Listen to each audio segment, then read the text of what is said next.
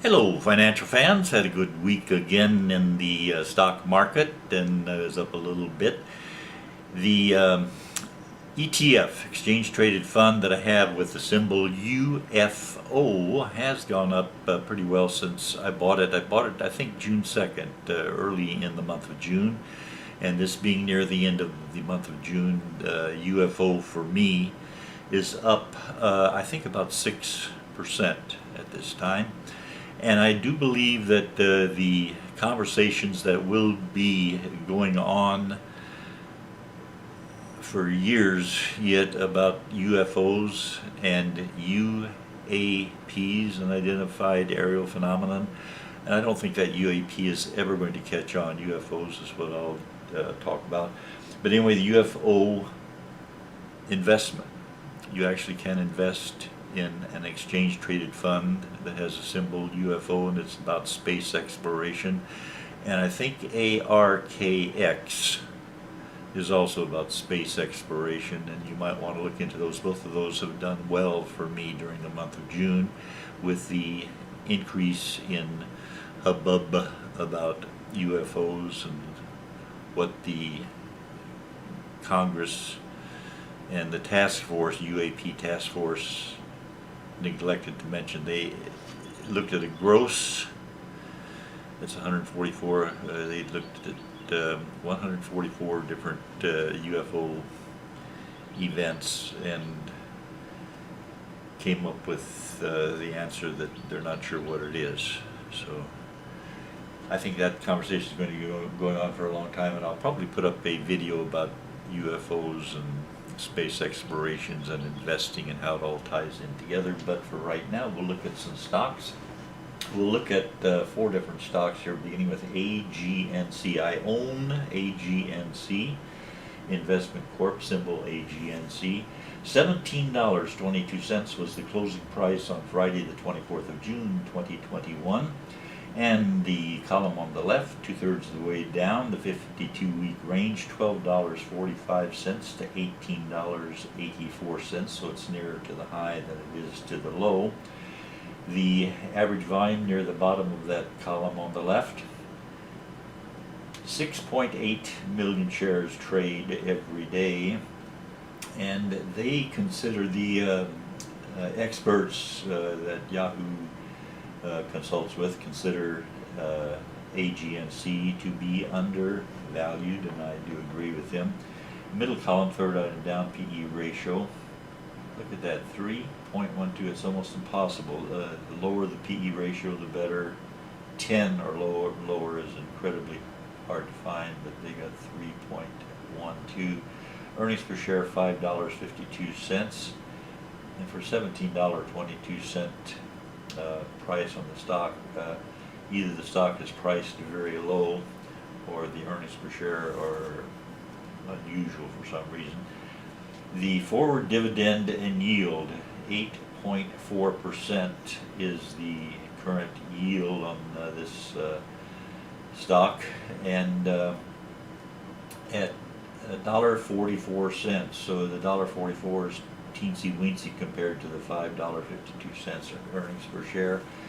Near the bottom of the middle column, 1-year target, $18.33, so that'll still be a nice move upwards. If you buy it to hold on to it as a growth stock, it could work that way. It's possible it will go up to $18.33.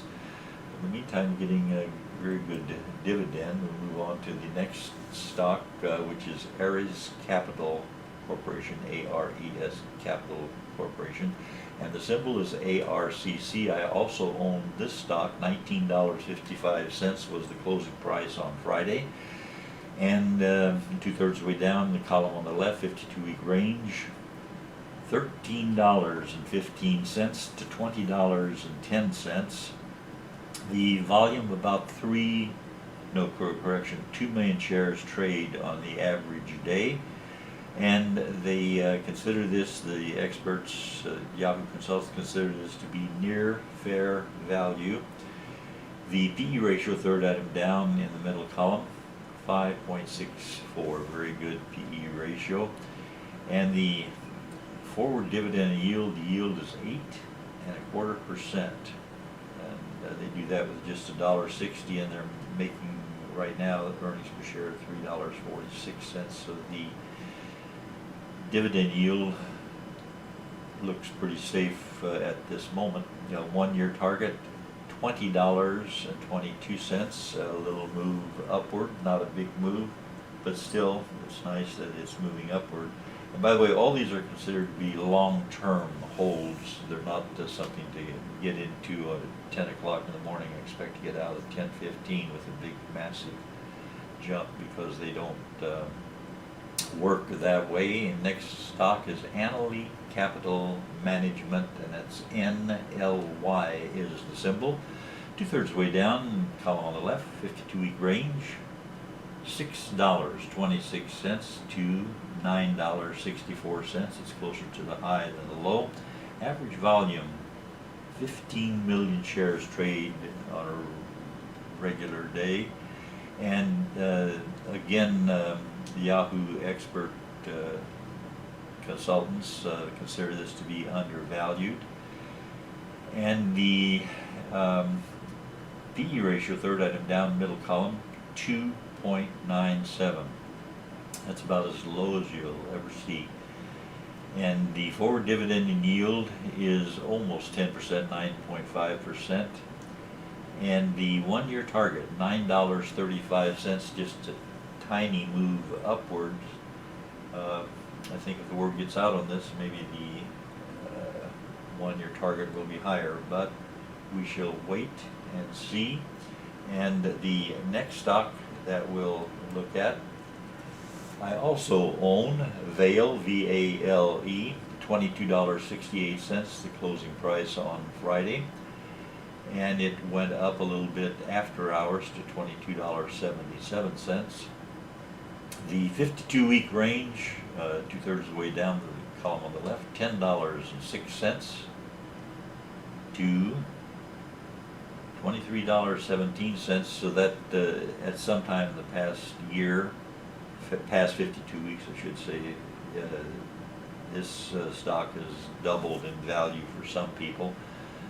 Volume on a regular day, average volume, 30 million shares. That's a lot of shares. And again, the experts consider this to be undervalued. The beta is interesting. It's 0.56, so the stock just doesn't move around very much, up or down. Whatever's going on in the market, this stock ignores it and goes its own way.